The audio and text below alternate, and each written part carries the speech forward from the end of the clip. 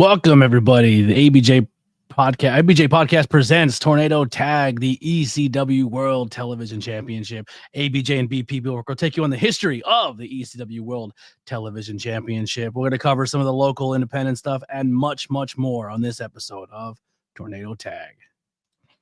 What's going on, bud? How is it going? How's it? It's going. It's been it's wild. It's been a crazy day. Oh, Oh, head, yes.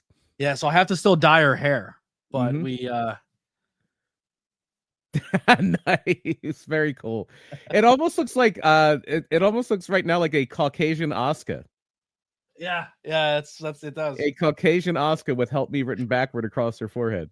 Yeah, sure does. But we're gonna be covering the ECW World Television Championship. So our first title that we're covering that's outside I guess this is still technically inside the WWE frame, right? Like, yeah, I mean, they own everything. They own ECW. They own the likenesses and everything. Like, they've never, even when they brought back ECW, they never really used the TV title, but I guess it is kind of still quote unquote theirs.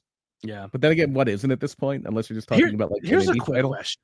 When ECW went under, and you're thinking to yourself, man, if there's one title that's going to surpass longer than the history of the ECW company itself, did you ever think it'd be the FTW title defended in multiple different companies? No, because it was long gone by the time ECW ended. It was long gone. But you get a guy who loves titles, and you can't resist it. Well, listen, then again, there's nothing wrong with titles. I'm part of the title business now, being a Ruda Entertainment guy. So yes, one of the big things is before we get into everything, Ruda Entertainment, ladies and gentlemen, is your go-to place for titles. This is that 10 millimeter or the 2 millimeter brass title, and it is of the ECW World Television Championship. I got a little autograph on it, which is kind of cool. I got Mr. Bill Alfonso himself, Fonzie, on there. Might have managed a prominent ECW TV champion, that guy. With him, right?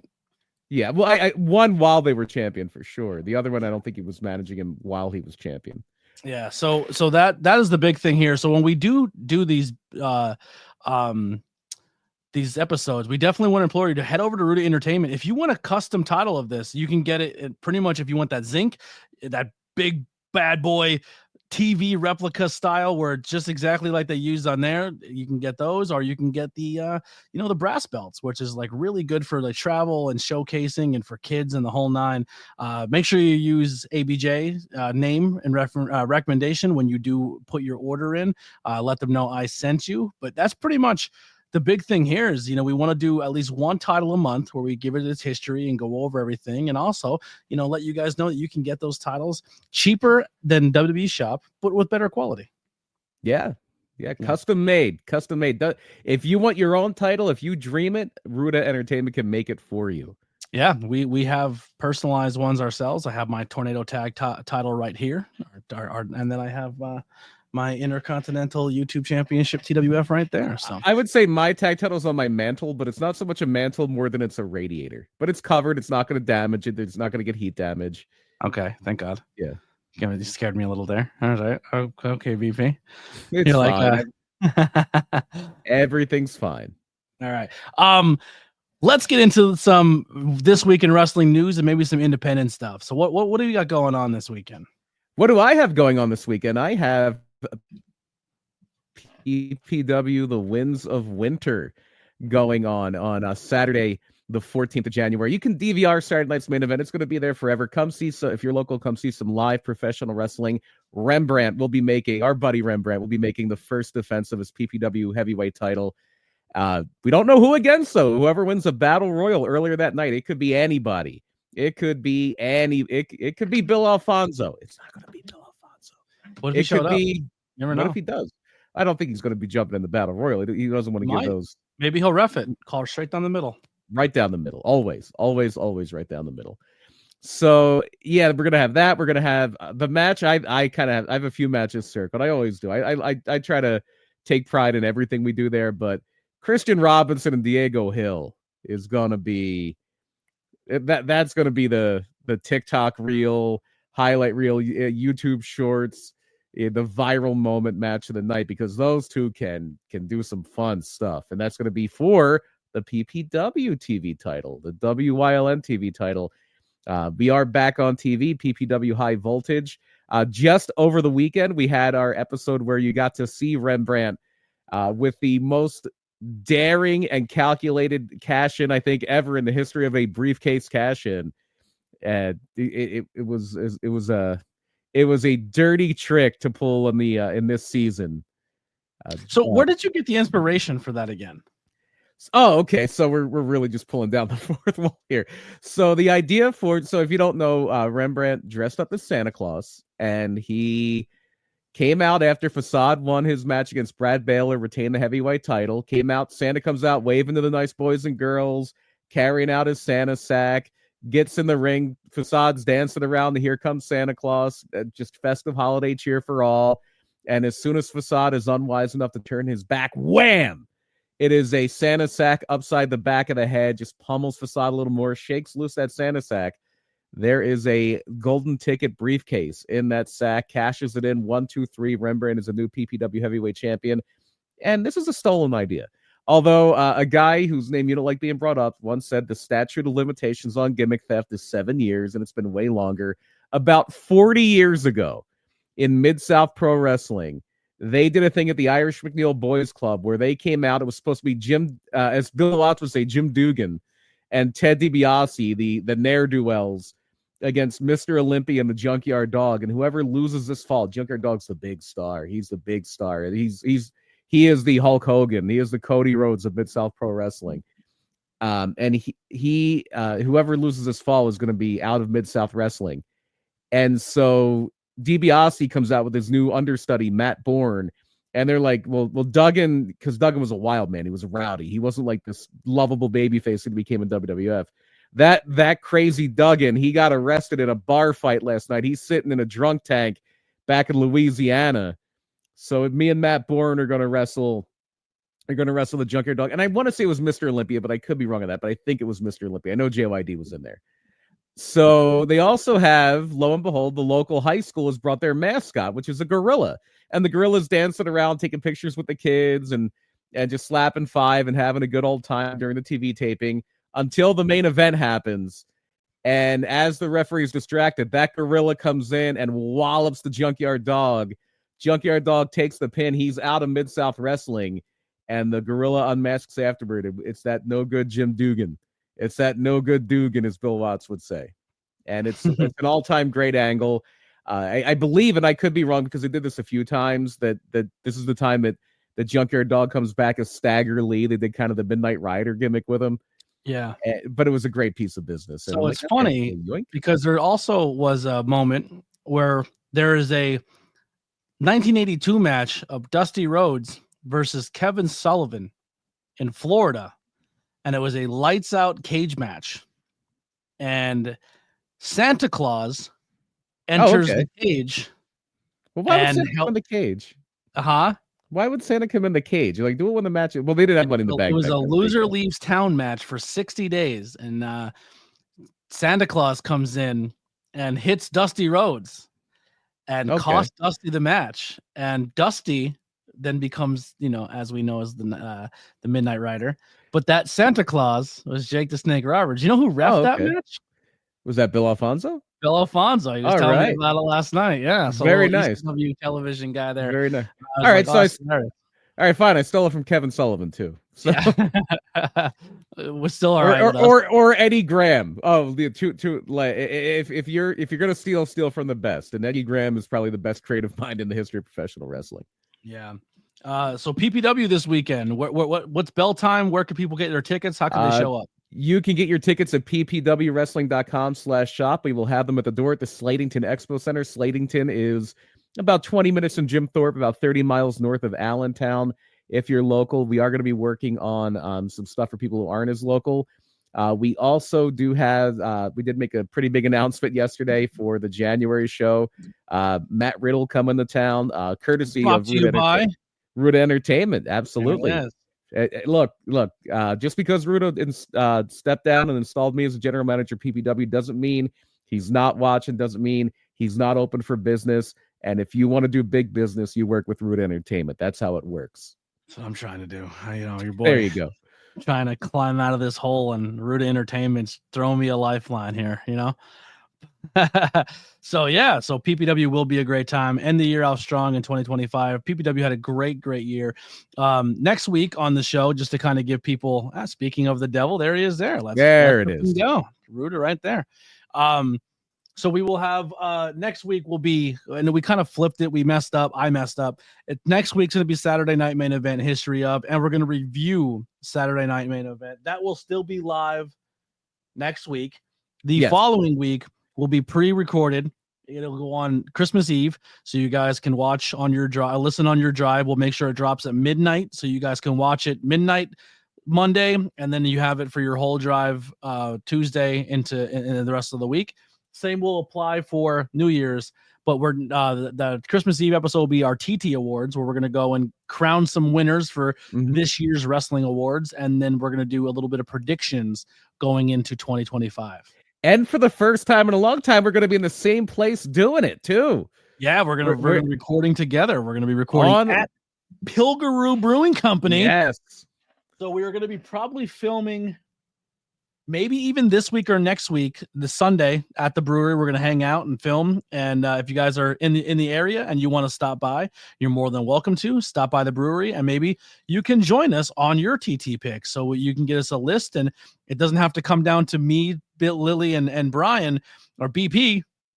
Oh no, it's Clark Kent and Superman. I know.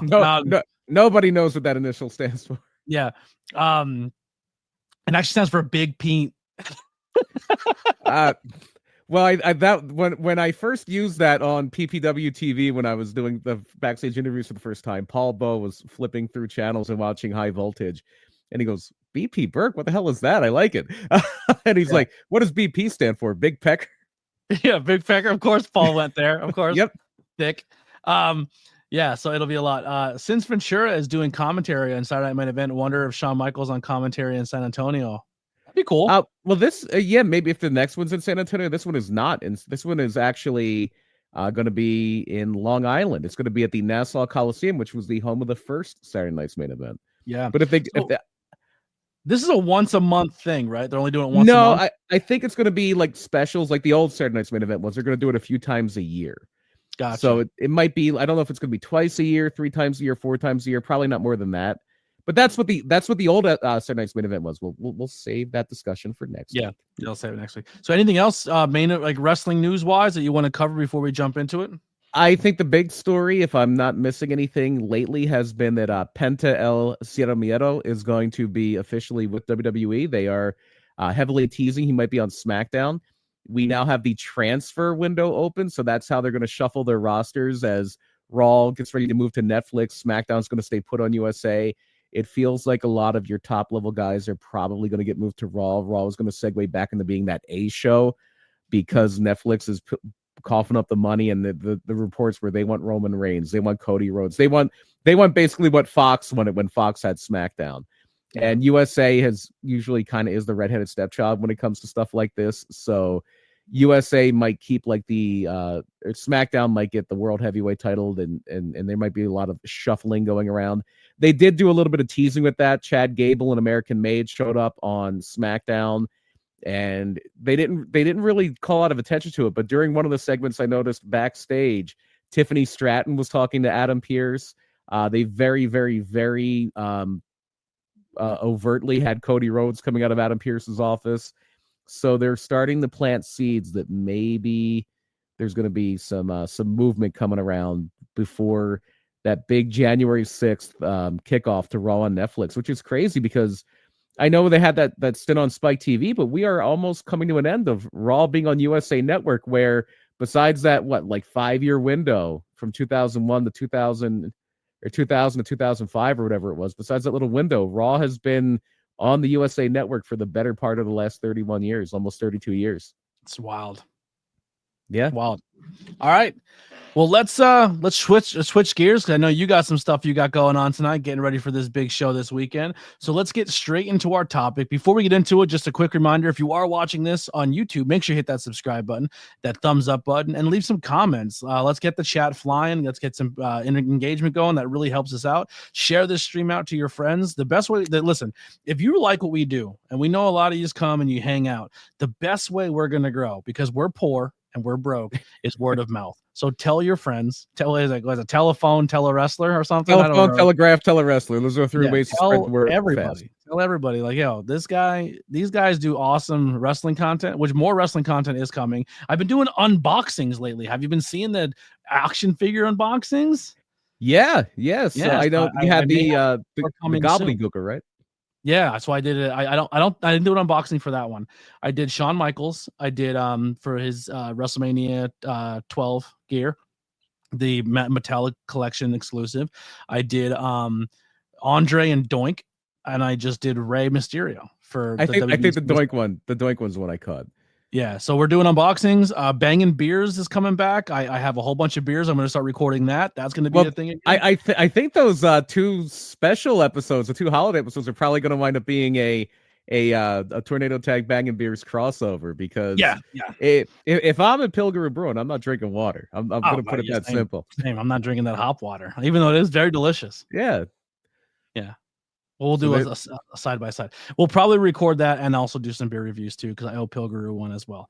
But and then we have a lot of stuff coming. I'm telling you, movie reviews are coming. Interviews, I'm not saying they're going away, but they're not going to be. It's going to be more exclusive to get an interview on this channel. I'm going to be completely honest. I'm not mad. I'm very, very thankful for a lot of people who came on. But man, I put a lot of work into this, and some people don't even share, and that sucks. I'm not going to lie. That sucks bad. I put a lot of effort into this, time, effort, energy, and it just I'm not saying I'm not fully appreciated, but it's hard to feel wanted when you put a lot of work into going to these shows and giving a platform for people, and it seems like your platform's not respected. And I'm just gonna do me, and I'll make solo content, and I'll make content with BP. I don't have to do interviews. The ABJ podcast is not just an interview channel, so we'll find other ways to do things and make things find a home. And that's the kind of thing about this. Is like a variety show. The ABJ podcast is essentially the Muppet Show. You know what I mean? You don't know what you're gonna get. We do a little bit of everything, but yeah. And also, if you're listening to this, please, if you're listening on the audio side of things, on Spotify, on Google, on Apple, leave a 5-star review and let people know about it, and we'll grow there as well, and get those big Stardom cast numbers, because those guys killing it. And again, if there is that wrestling fan in your life that you're looking for that unique Christmas gift for, that unique holiday gift for, Ruda Entertainment's got you covered, and let them know ABJ sent you. He'll get a little taste. Yeah. Let's ABJ sent you, and get some titles from Ruda for your holiday.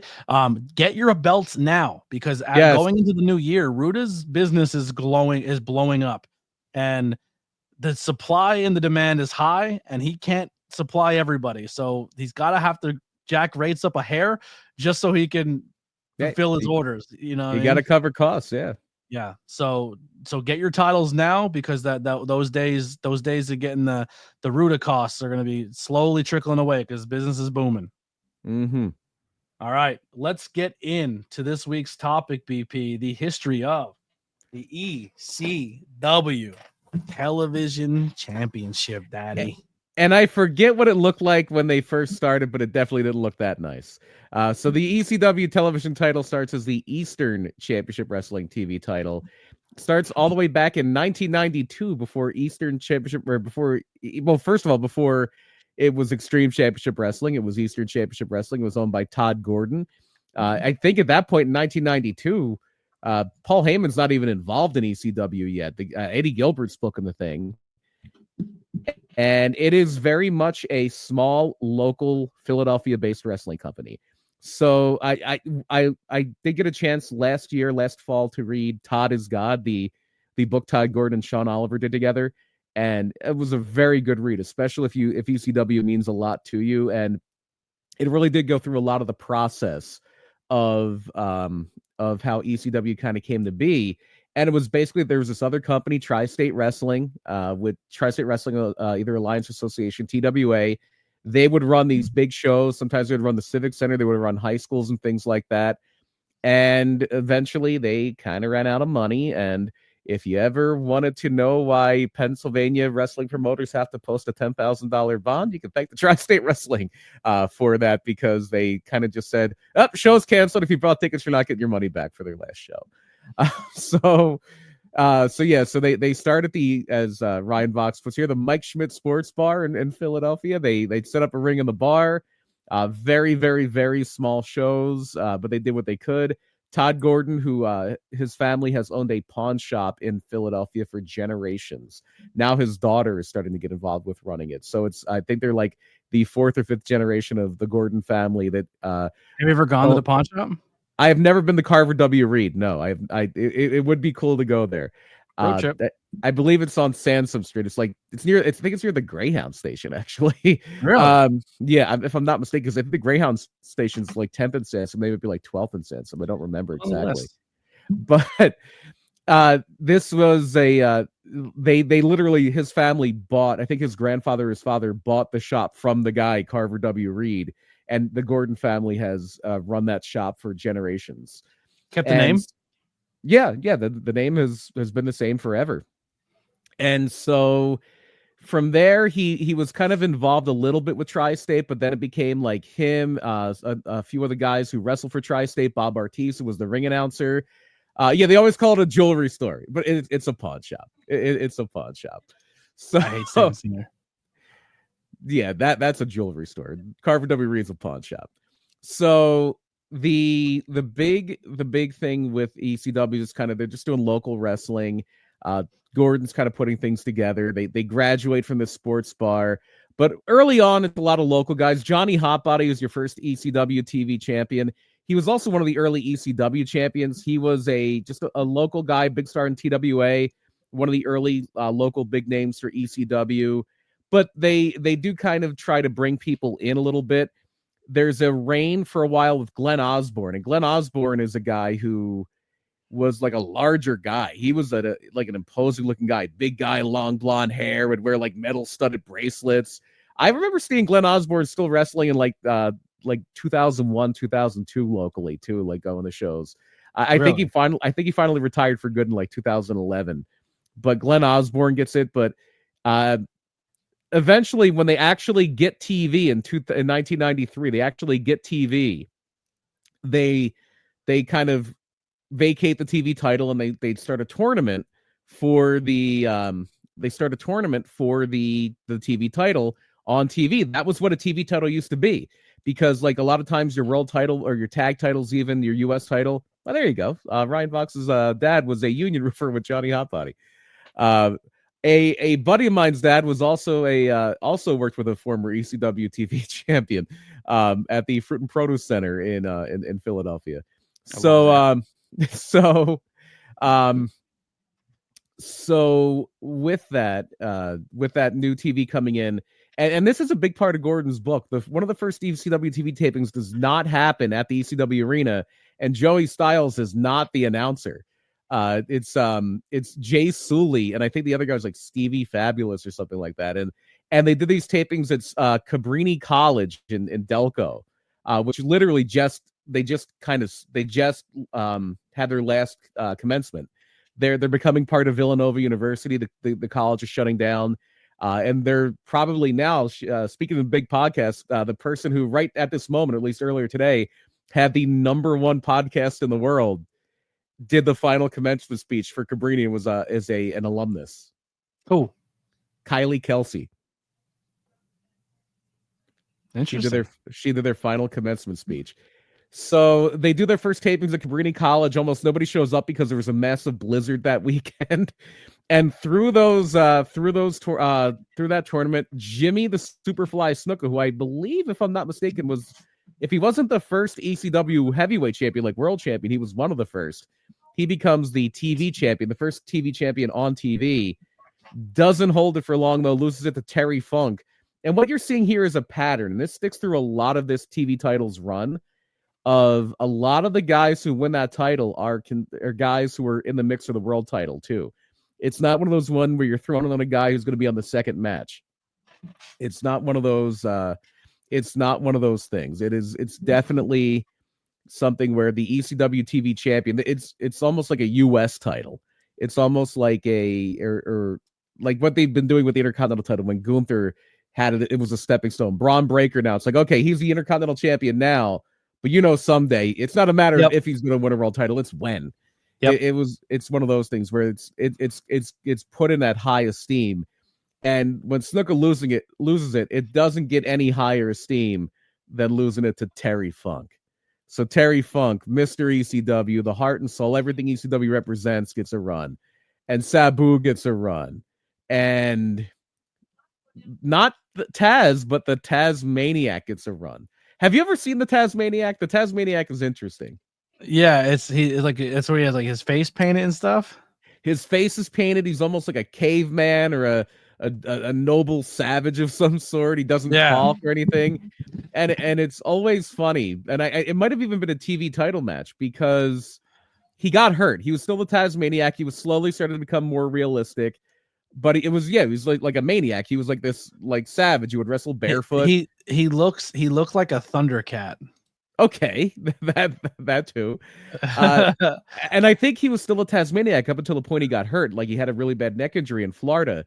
And they had a really good TV title match. And it might have even been one of the like matches that Guerrero or Malenko were involved or somebody like that. And Joey Styles is doing the commentary. He's like, oh, I have a special guest commentator with me. He's a former judo star from New York City, like going through all these judo accolades. Peter Sinercha's here with me. And then at the end, the whole punchline is, well, I've been calling him Peter Cernucci. You know him as Taz. And that was the kind of segue from Taz being this wild man to this, like, you know what I just realized? Guy. That Taz, that Hook has like a pumpkin on his trunks. Does he? He always has a pumpkin on his trunks. Have you ever noticed that? No, I did not. The only thing I noticed is the Gen Z mop hair. That's the only thing I really noticed with Hook. Let me see if I can find a photo of it. But it looks almost like a pumpkin. And now, like, I'm thinking about it more. It's not a pumpkin. So I'm gonna upload it real quick. That's on all his stuff. Huh. It looks like a pumpkin. Or like a jack-o'-lantern. I thought you meant like a literal pumpkin. It's the Tazmaniac. Yeah, there it is. Yeah, definitely. It's 100%. That's his tribute to his dad's first character. That's the Tazmaniac on his trunks. That's very cool. I'd never noticed that. I never put that together until I was kind of looking more at the Tazmaniac because he has the jagged teeth around the mouth, the eyes, and the nose. That's 100%. It has to be, right? That is exactly, that has to be what that is, for sure. Maybe we just hit something. Has anyone ever talked about that? No, not that I've ever seen. Clip it. There you go. Clip that part. The Tazmaniac's first run with that TV title, though, is not going to be a very long one. It actually he lost it the same night, but on TV it was like a week because they're filming these for TV. Like the same show he wins that TV title, he's going to lose it to a guy who was a super underrated part of ECW's early history, JT Smith. Like JT Smith is JT Smith. His legacy still lasts today in indie wrestling, specifically indie wrestling, because you don't see this a lot on the big stuff. But JT Smith is the guy that popularized. Do you know what he popularized? No. He is the guy that is the genesis of the "You fucked up" chant. Really? When somebody blows a spot. Yeah. So JT Smith very famously had this match against Mike Awesome where it's at the ECW arena. And he's trying to do a dive over the top rope to the floor. But JT Smith's thighs catch on the top rope, and he just goes straight down and hits his head on the floor. No mats at the ECW arena, just hits his head on the floor, comes up with a big like hematoma on his head. And they started doing like the "You fucked up" chants then. And eventually later it becomes part of his character. He starts missing moves on purpose, and they chant "You fucked up" at him. And then eventually, and you can't do this now with the concussion awareness, but eventually, they said he landed on his head too many times. And he started to go crazy. And that's why he is also the guy who started the Full-Blooded Italians. I should mention JT Smith is a black man. Smith is a black man from, I believe, the Baltimore area. And he thought he was this old world Italian like Frank Sinatra. And he would walk around with the hand. Like and singing. He would sing "Fly Me to the Moon" before his matches and stuff. And then Nunzio, or Little Guido, if we're going by ECW things, he was already around as Damian Stone, but then he recruited JT Smith recruited him into the full-blooded Italians as Little Guido, and then eventually it became like Tracy Smothers and all these Southern guys are going to be part of it. But the originator of the FBI is JT Smith. Let's keep tallies on this. Go so far where we're at up to JT Smith. How many television champions have you met, worked with, or are seen met or worked with yet? I mean, as a fan, I've seen Terry Funk wrestle. As a fan, I've seen Jimmy. Did you get to meet him though? No. Okay. So I have met Snuka, Terry Funk, Sabu, and the next two that we're going to talk about. Okay. Well, yeah, I've met Mikey Whipwreck. Pitbull. I don't know if I've ever met the Pitbull. I worked with Gary Wolf before, yes. Mikey Whipwreck, yes, I have. Mikey was kind enough to, as he's a big part of PPW's history, ran PPW school for a while. Hopefully, if he shows up this weekend, I can add a name to the belt. I know he did come to the anniversary show. His kids had a wonderful time. It's always good to see Mikey awesome. Whipwreck. Yeah. You want to talk about guys who do not get their credit, do not get their flowers for what they contributed to ECW in the early days. The guy at the top of that list might be Mikey Whipwreck. That's why we put him on the thumbnail, because we know how goddamn good that guy is. Look at him over there. I put him back to back with RVD. And that's a little bit later, Mikey Whipwreck. This is the Mikey Whipwreck of the before him, the champion that beats JT Smith is the Pitbull. Listen, I need thumbnails and I need at least high quality photo, and they did not have them back in the day. There was no Frank Boris at ECW in 1994, not even close. Yeah, there's shot. There was probably a guy from like 3 blocks away with one of those disposable Fuji cameras. It looks like when the Flintstones would get the bird in the box to hammer out and chisel the photos. That's what old ECW photos look like. Bill Apter wasn't coming to the ECW arena a whole lot. I'll put it that way. But Mikey Whipwreck was a guy who just would come in and I'm pretty sure he was part of the ring crew, would help get everything set up, and they would have him come in and do enhancement matches. And then they just started making a character out of him. And the Pitbull's this big, scary guy. You've met Pip, but back then he was just a Pitbull. Now he's Pitbull Gary Wolfer. When there was a tag team, Pitbull won. Yeah. And intimidating looking guy. Even now he's intimidating. But back then he was super intimidating because he's, jacked to the gills. He's in the prime of his career. And he's like, I'm going to kill that Mikey Whipwreck. And then, Mikey, what are your thoughts? I'm gonna die. And I forget whoever Pitbull was feuding with, maybe Taz or somebody, cost him the match, and Mikey Whipwreck winds up getting that ECW TV title, but loses it to Jason Knight, who is kind of a manager at this point, but his charges are helping him win it. And I remember when Jason beat Mikey Whipwreck, the next ECW TV show was and Paul Heyman's in at this point. He's fully devoted to Jason being the TV champion. Just this guy who's the smarmiest, most annoying guy. It would be just to put it in PPW, if Travis Norbert won our TV title, the next show, we just did a whole show dedicated to him. He's singing, Jason's singing to the title like it's his girlfriend. He's singing "You Are So Beautiful to Me." It was a great piece of business. It was the Jason Mikey Whipwreck feud. It might be okay, well, we're taking it off of guys who are kind of that higher level guy. Not that Mikey's ascending to that level. Mikey's going to want to be the ECW champion at some point. Yep. But it's they're still doing some very interesting stuff with it. And there's going to be an influx of high talent guys though. And they're going to almost turn as the ECW heavyweight title kind of segues off of Shane Douglas and on to guys like the Sandman and Raven. Not that they didn't have a place in what they were doing, but they're going to kind of have ECW be this, or the TV titles. ECW is going to make the TV title almost like that Intercontinental title. I don't want to say the worker belt, but it's going to be the one where if you're just doing that super technical style, you're not really getting into the ECW blood and guts and brawls and fighting all over the building, and you're just going to put on a clinic between the ropes. That's going to be the TV title division for a while. Because Jason's going to lose that title in November of 1994, which had to be the November to. Oh no, it's at the Hamburg Fieldhouse. It's not November to remember. It's in Hamburg. They're doing they're taping a few TV episodes here. This is probably where they did the Cactus Jack the Cactus Jack Sabu match where Sabu tries to break the bottle over Cactus's head and it just doesn't work. But Too Cold Scorpio is going to be Jason for that title, and it's going to air a few weeks later on TV. But later that night, Dean Malenko, the shooter Dean Malenko, is going to win it, and they're going to trade the title back and forth.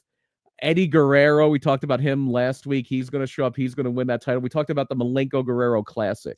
How sick was it that the TV title was changed hands twice in Hamburg? Yeah.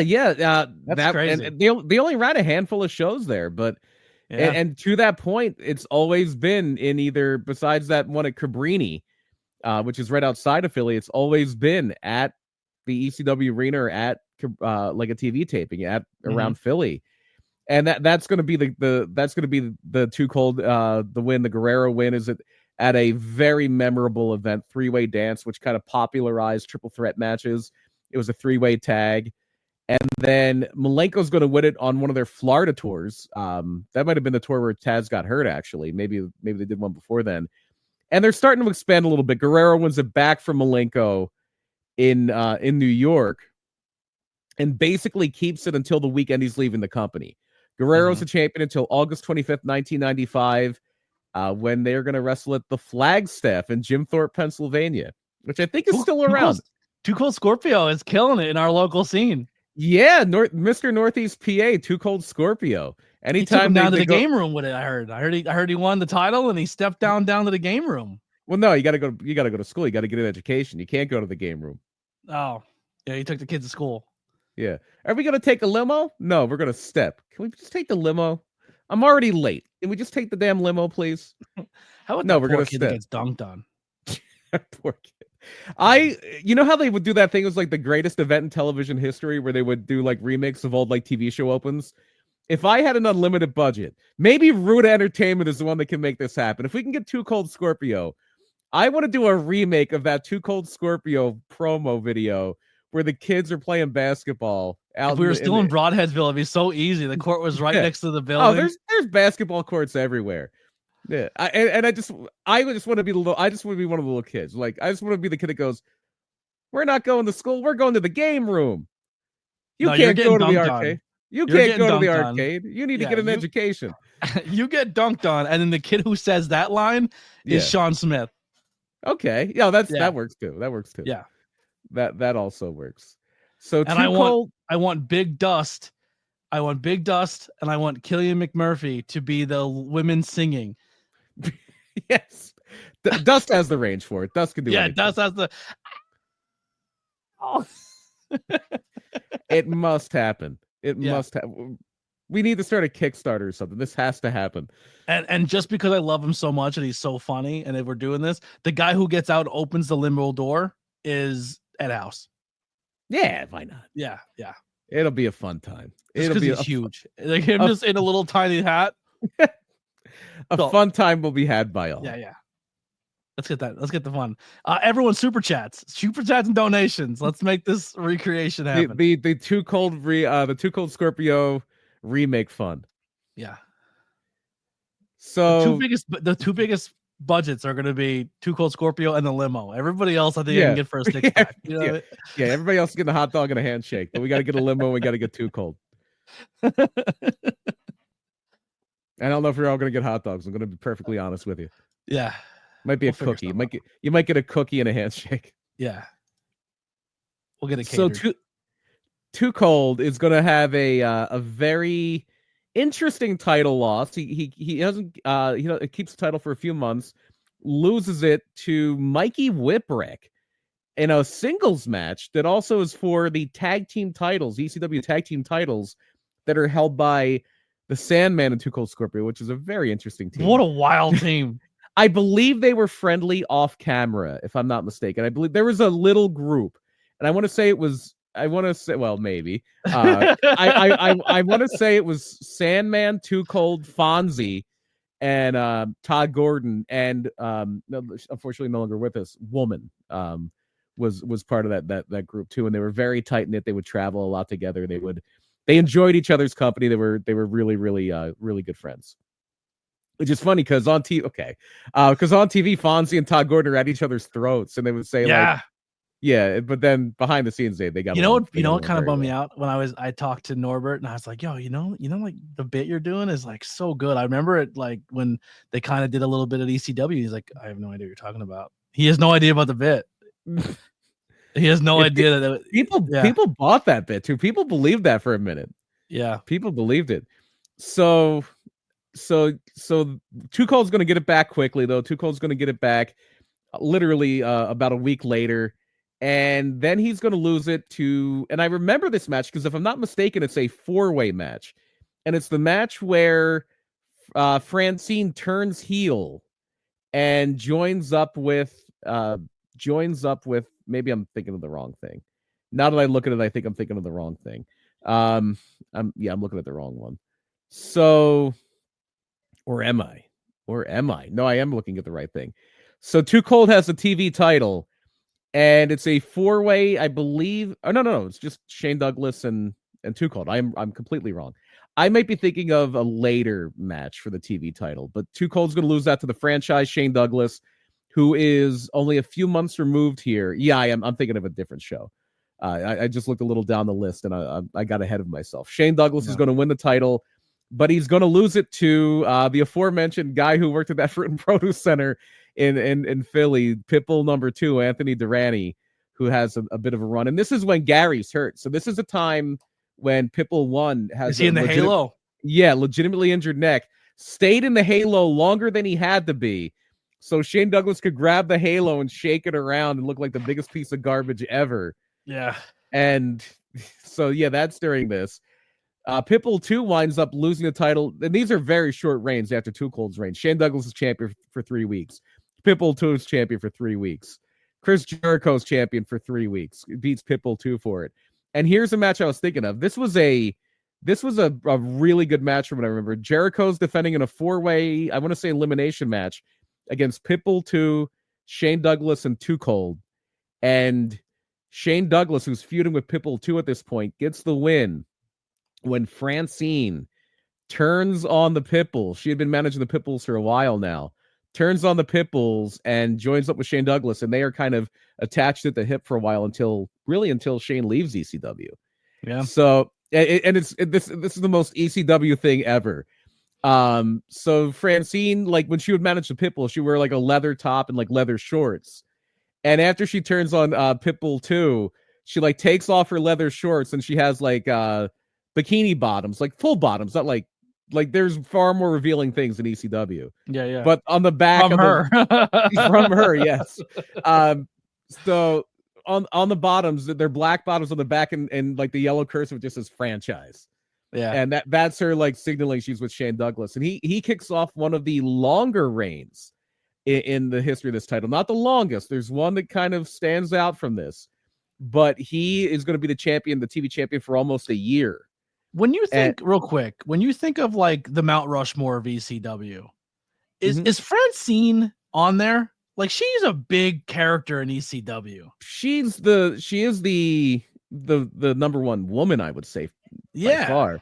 Like and like then like after that I had to think like Beulah and a little bit later like Jazz was very good. But like every female moment I can recall or like I remember of like being the East is Francine getting put through a table or Tommy Dreamer messing with her or like it was Francine versus the world. And the only other person manager wise that feels is Fonz. Like you know what I mean? Like Francine killed it back in the day.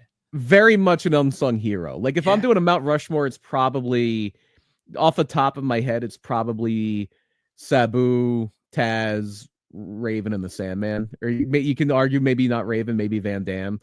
Yeah. But my ECW memories are also very I was kind of getting off of ECW as everybody was getting on because it was more accessible.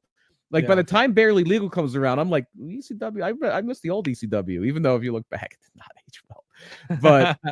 But I mean, I think if you're talking about a Mount Rushmore, there's like 6 people who kind of stand out, 5 or 6 people. I think you got a Dreamer. So you got to look at like for me, take your pick of Terry Funk. But Francine. Francine is very, very, very much like we said about Mikey Whipwreck, and maybe even more so. No offense against Mikey, an unsung hero. I think Mikey would probably agree. Francine's probably a very unsung hero. So Francine and Shane Douglas had that long run. This is when ECW is coming into their first pay-per-view, Barely Legal, where there's been a masked guy. So Shane Douglas's team was always a triple threat. The original triple threat is him, Benoit, Malenko. Later on, you have him, Candido, and Bam Bam. Brian Lee was involved.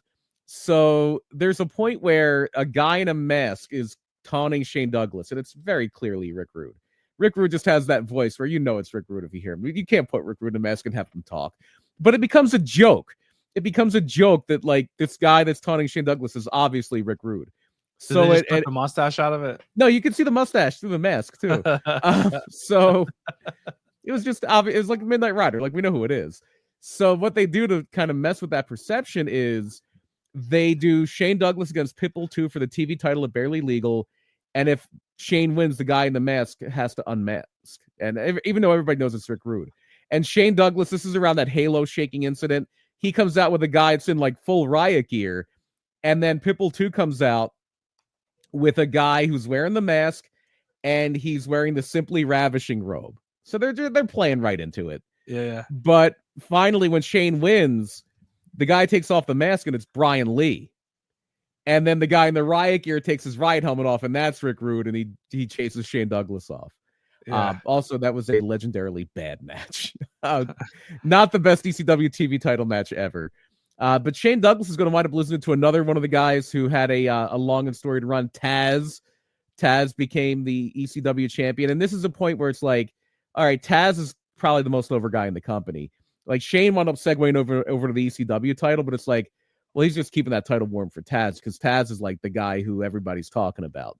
Yeah. And Taz winds up with a really long run here, and his title loss is probably one of the most famous moments, maybe the most famous moment ever in ECW. He's defending against Bam Bam Bigelow in Asbury Park, New Jersey. He's got him in the Taz mission. He's jumping up on his back. Bigelow falls backward. They go through the ring. Bigelow comes out, pulls a lifeless Taz out, pins him 1, 2, 3, and wins the TV title. And Bam Bam's Taz's head looks like it misses by that much. Yeah. And Bam Bam's really just going to be a transitional champion here because he's going to lose it about a month later to the guy who did get managed by Bill Alfonso for that run, Mr. Monday Night, Mr. Pay-Per-View, the whole effing show himself, Rob Van Dam. 700 days. Yeah, just a little bit short. And it would have been longer. It would have been longer. 700 days, almost 2 years, and it would have been longer. He only loses it because he got hurt. He only lost it because he got hurt. He messed up his leg. Or it seemed like eventually he was probably going to lose it to Rhino because they were really trying to strap the Rocket to Rhino. But yeah, the only reason he loses it 700 days in is because he got injured. And at this point, like the Van Dam Jerry Lynn matches, the Van Dam Lance Storm matches, people are coming to see Van Dam. Van Dam is kind of far and away. No disrespect to the guys who had the title at that point. No respect to the Mike Awesomes of the world, the Masato Tanakas, the Just Incredibles. The crowd connected with Rob Van Dam. Yeah, Rob Van Dam was the guy. Rob Van Dam was the guy. And I don't know why they never pulled the trigger on him being the champion. Maybe they were concerned that there was always that thing, oh, Rob's going to jump. Rob's going to go to Raw. Rob's going to go to WCW. In fact, when Bischoff was trying to buy WCW at the very end with Fusion and all those things, one of Bischoff's plans was we're going to bring in Rob Van Dam and build a company around him. Like Rob Van Dam was a hot commodity from like 1990, probably 1998, 1999 forward. Or maybe even a little before that. He was a red hot commodity that ECW kind of hung on to for a while. But with him out, Super Crazy winds up winning a tournament for it. Tajiri gets it for a bit. Rhino does get a long reign. That's one of my favorite wrestlers growing up. I loved Tajiri. The buzzsaw kick was my finisher in every video game. I loved it. It's very cool. Very cool. The tarantula always got me. And in ECW, they didn't do the damn 5 count either. He could put that tarantula on. You could lose to the tarantula in ECW. Yeah. Rhino has the last big reign. He has the title for almost a year. but he does lose it to Kid Cash for a few weeks, and Rhino winds up being the final ECW TV champion. He did also win the ECW title on the very last pay-per-view.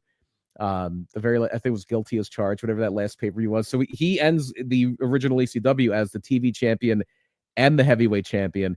And they did do a thing where they brought it back in GCW a few years ago where they did a match that was for it, even though they have no jurisdiction over that title. Matt Cardona beats him for it, and then he throws it in a garbage can a day later. Yeah. And that's kind of I was just reading something. I don't know how true it is, though, but they were saying that a reason why the ECW title got, like, was gone, like someone stole it. Like, it was backstage at the show and got stolen. Yeah, that is, I guess that's a real thing. And at that point, they're losing a lot of money. So they're losing a lot of money. So they're probably not going to be chipping in to buy a new one. Yeah. That's got to suck having to come up with a TV title out of nowhere. That's got to be a tough ass. It's almost an impossible task to do unless you're that's right. Unless you run with championship material, and then you can get whatever you want. Yeah. Where does the ECW television title rank for you, BP, as a title you're fond of or have big moments for? I think they've done as good that through the life of that title. They've done as good a job as almost any quote unquote secondary title of making it mean something. Yeah. I never think there was always some kind of direction to that title where when it was Mikey and Jason was like, okay, well, we're doing this to elevate these characters. These guys are really good, strong characters. A lot of the other times it's Too Cold Scorpio, Dean Malenko, Eddie Guerrero. These are some of the best wrestlers in the world, and they're fighting over this title. Even when you get to the Pitbulls and Shane Douglas, again, it's part of a big angle. With Taz and Van Dam, it's like, well, these guys might be the TV champion, but they're every bit as popular and every bit of a draw as that world champion most of the time, if not all the time. Like Van Dam was unequivocally the guy, and Taz, as soon as he lost that title to Bigelow, everybody knew, like, okay, well, obviously he's going to beat Shane for the world title now, and he did, and then he kept it until he left. Yeah.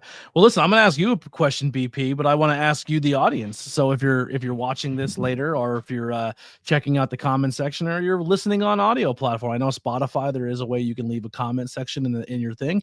Tell me your Mount Rushmore for the ECW Television Championship, and comment them below why you picked them. And then I'm going to pose that question to you, BP. Who's your Mount Rushmore of ECW TV champions? Well, let's get the two obvious ones out of the way first, and that's going to be Taz and Rob Van Dam.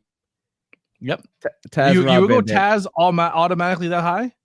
Yeah, Taz's his TV title run was the original of, okay, this title is on level with the world title. That's when it really kind of solidified. For another one, I don't just want to pick the people who had it the longest. So I am going to say Eddie Guerrero. I think Eddie Guerrero, through those Malenko Guerrero classics and just kind of putting that title, elevating what that title meant. You almost have to kind of take your pick between the two of them. I'm going to pick Eddie, but I'll say Eddie Guerrero. And because it was such a big angle, because it was another guy who he could be the ECW world champion at any time, Shane Douglas is going to be my fourth. Yeah. Too Cold Scorpio is going to be the guy who holds it the most times. Scorpio was close to me. Scorpio was the guys who got close to being on my list were Scorpio and Mikey. So no one ever held the title 3 times only. It's been either it's a lot of two-time champions, a lot of one-time champions, but Too Cold Scorpio had it 4 times. So little fun fact there. Yes, Too Cold was kind of again, I think they may have been hesitant to put the world title on him because you never know when WWE is going to come calling. But Too Cold was the anchor of their mid card for a long time. Yeah. But the least amount of days is going to be Kid Cash and Tajiri, both at 13 days. Actually, these are consecutive days. Combined days are So 14 days are 14 days. But they're going to be some of your shorter runs. But then your longest is obviously RVD at 700. If you would have told me to dip into my memory bank that Pitbull 2 was only the TV champion for 3 weeks, I would have said no way in hell. Like, really? It felt like he had like a 6-month reign for me. I don't know why. Wow. I almost put Cardona on the thumbnail to be funny, but I was like, no, yeah. The Look at your ECW, face. the ECW original Matt Cardona. That Yeah, stuff was a lot of fun. the That ECW stuff was original. so much fun. Yeah. All right. So next week we'll be covering Saturday night's main event. We got to get you guys out of here. It's 8:00. You can guys go watch NXT. We're trying to get better with that. BP, anything you want to plug to get out of here? One last time, we're gonna have PPW Winds of Winter. If you're local, ppwwrestling.com/shop. We are working on a way. We're probably gonna roll it out in January because we have that big show with a huge main attraction coming in.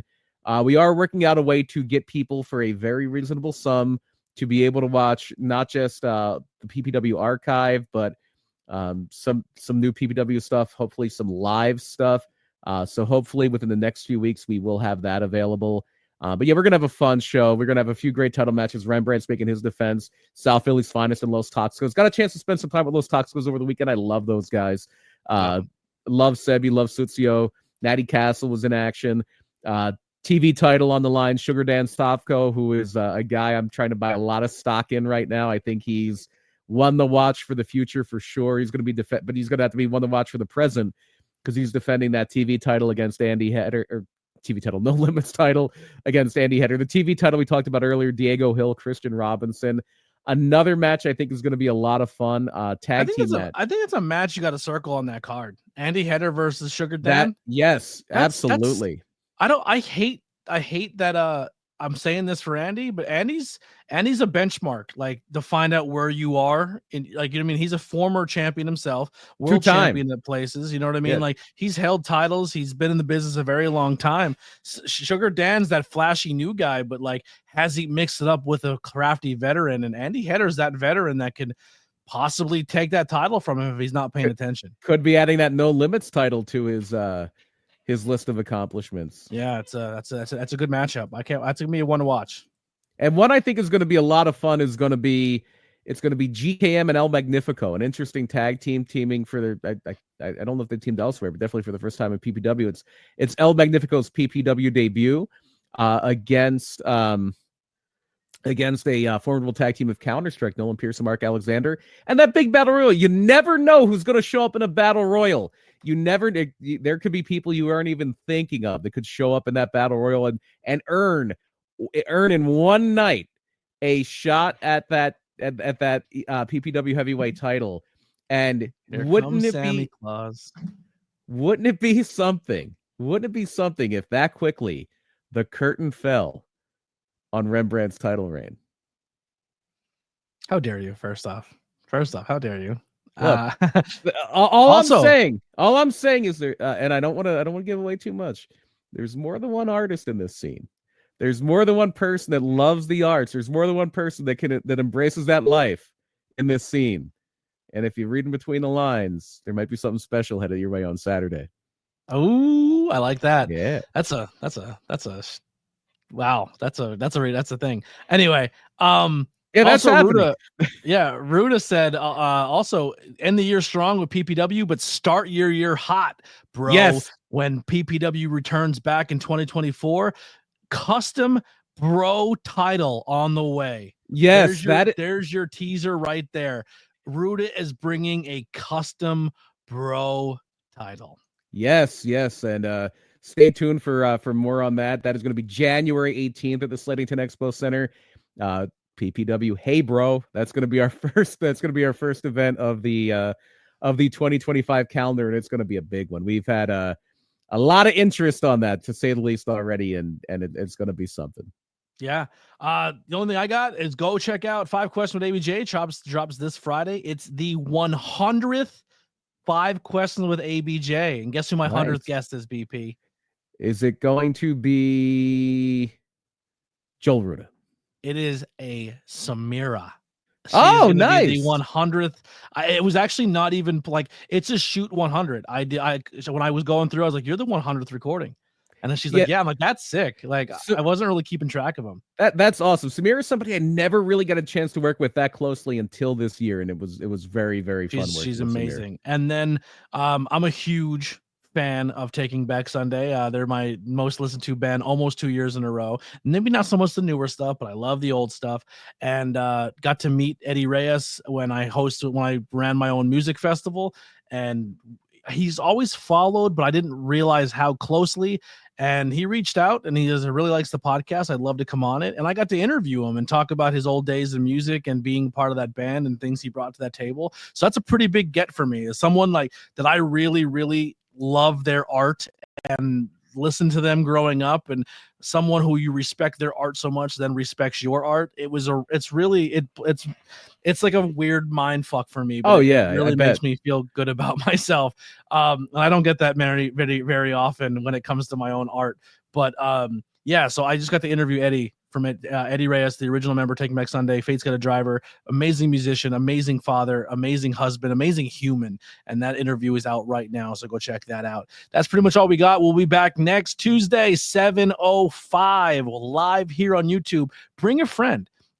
Bring your friend with you next weekend. You know, you're listening in your car. You're like, you know what? I have nothing going on next Tuesday. I'm going to join in live. Now, get in the chat. I'm going to talk to the boys. These pre-tapes, are we doing them this weekend and next weekend, or the 2 weekends after? We'll try this weekend and next weekend, or we'll figure something out. All right. So if you're local and you want to stop by Pilgrim Brewing in Pottsville on a Sunday afternoon, maybe 1 o'clock, good for you, because the Eagles play at 4 o'clock, so that'd be good for me. Yeah, we'll shoot for that. So it all depends on my car situation as well. You know what's happening the week after that, right? Stay tuned. You know what's the week after that, right? I cannot hear you. Eagles Commanders, and there's a very good chance that could be. I can hear you now. Yeah, there's a very good chance that could be a game where it could be a clincher if the Eagles win it. Yeah, or Washington wins it. Oh, they can't clinch right now. We can clinch. We can come back. No, but you can't clinch in 2 weeks. That's true. But yeah, it's gonna be fun. It's gonna be a tight, closing in on the season. Both of our teams are actually decent, which is fun. Haven't had that yet in our friendship, so that's fun. We've been friends for a minute. We haven't had a good Washington team. Let's see how it lasts through that Sunday. Yeah, I'm never gonna. You're a Cowboys fan. I can get angry, but I won't be that angry. Yeah. Don't never call me a Cowboys fan again. Yeah, I would never. But we will get out of here. Thank you guys so much. Like I said, next week, bring your buddy, bring a friend. Let's hang out in the live chats. Thank you guys so much. If you have any ideas for episodes or content, please reach out to us.